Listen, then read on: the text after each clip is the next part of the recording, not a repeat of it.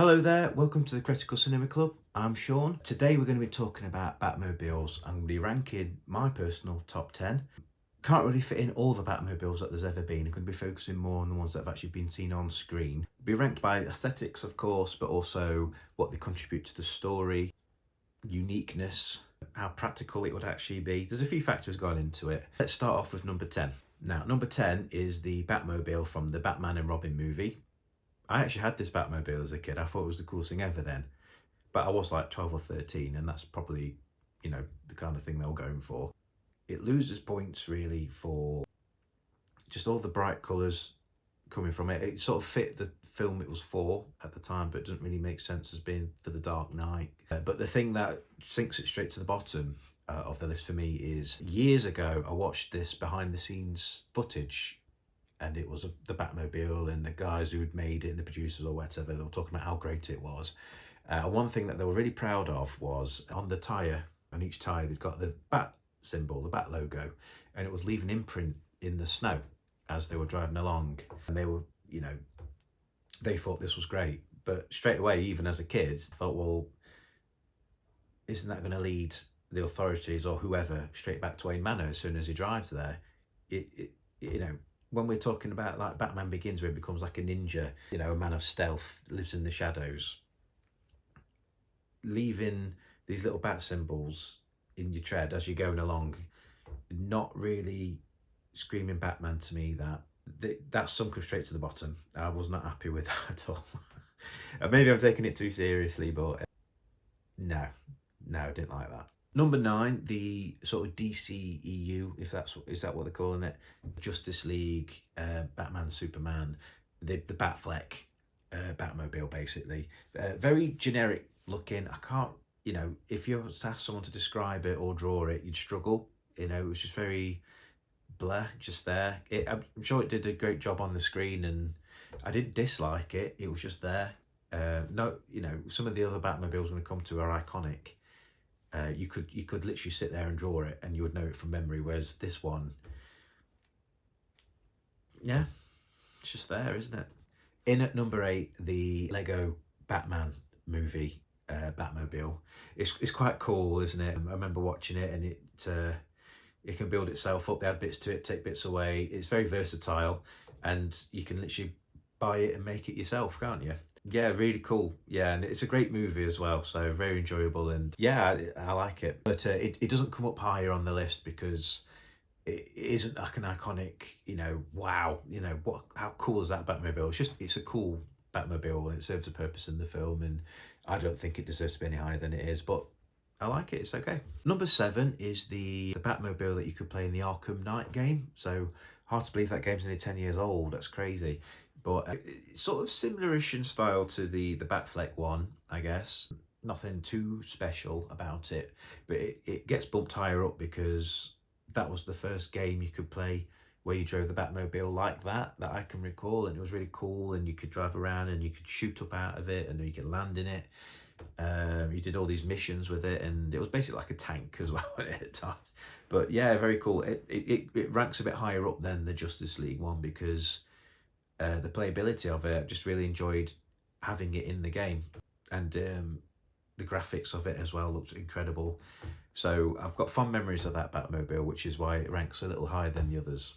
Okay, in at number 6, I'm going to get a lot of hate for this. It's the Adam West Batmobile from the 60s.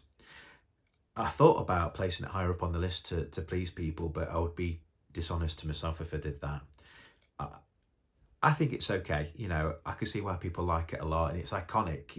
Definitely that word gets thrown around a lot with Batmobiles and Batman in general, but iconic is definitely the word for it, and you'd know it straight away if you saw it, wouldn't you? And it evokes a certain emotion in a lot of people. It doesn't do much for me personally. I've never been a fan of that style of Batman, that campy style, and as impressive as the car is, aesthetically speaking, I don't dislike it, but it's not in my top 5.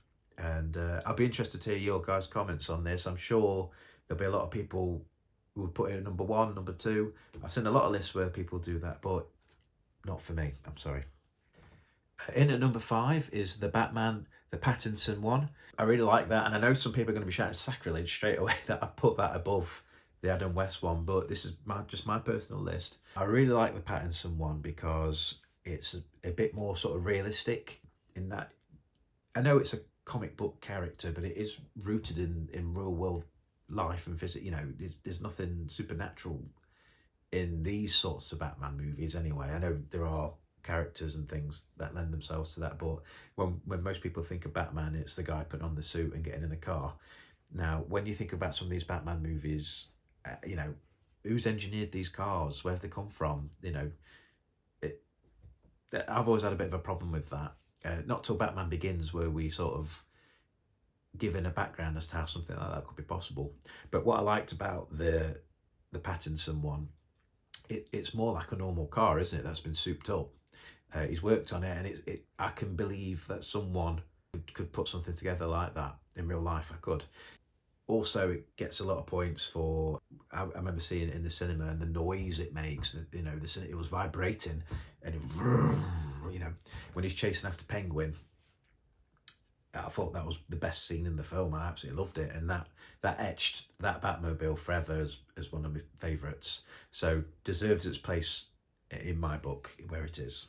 And a funny story actually about that Batmobile is I'd got pre-ordered a 6-inch Pattinson Batman toy. As you can tell, I'm a big collector, and I wanted I saw that there was a Batmobile going for it for quite cheap, and as we just said, I liked it at the time and was quite keen on getting this Batmobile. And I saw that they were selling this plastic looking one in Argos for £10, and I thought, wow, I've got to get my hands on it. That'll go perfect with my 6-inch Batman. So I went into Argos and I picked up my order, and they handed me this big box like this, and I was what's going on? Oh no, what have I done? I thought I'd ordered the wrong thing, or they give me the wrong thing. And my partner absolutely laughed her head off when I opened it, and it was a big Batmobile like this that obviously does not go with a 6-inch Batman. It's actually in my daughter's room now, and I think Drew McIntyre has been sat in it more recently. I did think when I got my Hot Toys Batman, perhaps I could do something with that, but that Batman's too big.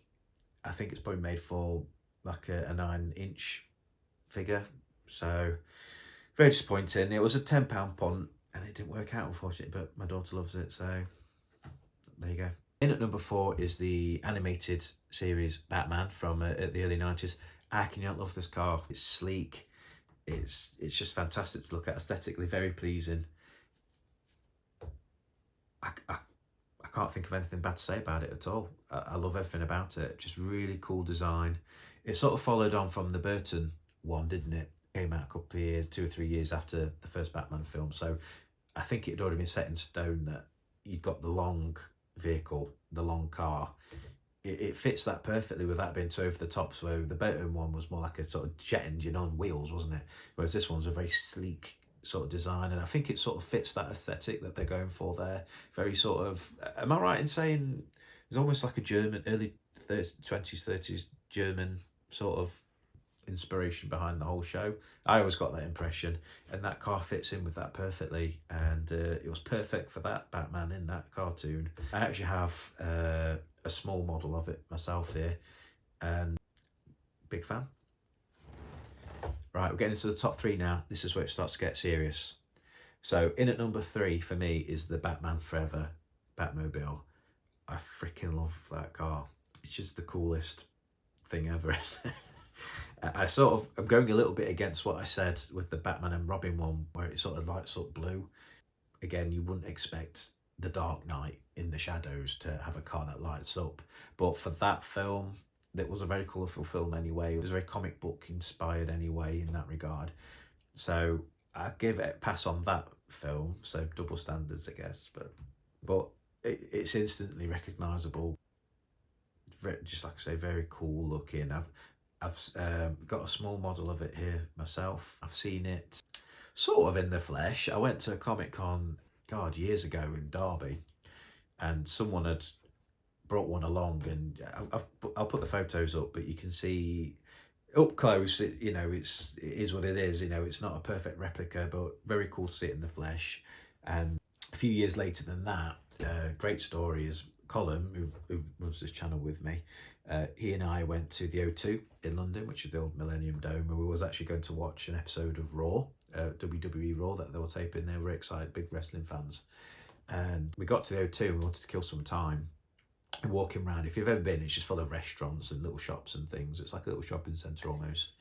We had some time to kill, walking around, and we saw up on the top floor that there was a DC exhibit. And we're like, what's that? And I'm not kidding. If we'd have known about it, we'd have gone just for that. That was better than the Raw taping. So we went in, it had all these movie replicas from the DC movies. So from the Batman movies, from Superman movies, Wonder Woman. There was loads of stuff there. I'll put some pictures up as I'm talking away here. And what we saw in there was a few bat suits, which I'll talk about again in another video another time. But the reason I mentioned the story is they have got I assume a miniature model that they must have used in the movie for this particular Batmobile. To see it in person at that scale, in that finish and everything, I loved it. I thought it was incredible. Just a massive fan of that car. It doesn't quite fit into the top two, but it takes pride and place at number 3, and I'm very happy for it to be there, and I will defend this car. All right, top two, here we go. Number 2 for me is the Tumbler. It's an incredible car, isn't it? It's amazing. It fit that film perfectly, didn't it? Because you got this style of Batman now, which I know I'd been looking forward to seeing. I mentioned it a little earlier about where does Batman get all these cars from and all these weapons. He just in the Keaton films and the Batman he just has them. He has money, so therefore he can have all these cool things. But you never see how it gets from one to the other. In this film, in Batman Begins, a lot of it has got like an army background, which makes complete sense to me. And then when the Tumbler came up in the film, the background it's given, it's basically a tank, isn't it? And it fits perfectly in the film, doesn't it? It's fantastic. It's great visual, great audio, and it served a good function in the story, didn't it? Because towards the end of the film, they had to use it to stop Ra's al Ghul and stop the train. In the second film, obviously the Batpod is born out of it after it's destroyed.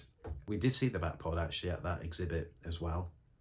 So the Batpod's a really cool vehicle. So its legacy lived on for the next film and a half after that, and I think a lot of it is, I appreciate the car, I really like the car, but I think sometimes it's the film itself that sort of dictates the decision. So for me, probably my favourite, or at least one of my favourite versions of Batman, so therefore the car that goes with it will naturally go higher up on the list. It was a tough call between this and number 1. I think you'll know what number 1 is, but when it came down to it, what helped me make my decision was McFarlane recently released the Tumbler as a vehicle, and it's so big, it fits 36-inch figures, and it's a big beast. And when it came down to it, I didn't want to get it because I didn't really have the space for it. It's not the price. It's a good price point, but it's a big unit. Where would it go? And I feel like if it was number 1, I would find a way. I've got a miniature version. I've got one here. And I've got one at my desk at work, in the workplace as well. So I do love the car enough to buy it twice, but not enough for the top spot, which is obviously, for me, the Burton Mobile. So the 1989 Batman, what a car. Was it ever going to be anything else? Like as I mentioned earlier, it's basically like a jet engine on wheels. It's just it is the car. And I feel like every Batmobile that's come after has been compared to it in one way or another. So, like we mentioned earlier, it set the standard for the long car on screen anyway. If it was in the comics before that, I apologise, I'm not 100% sure.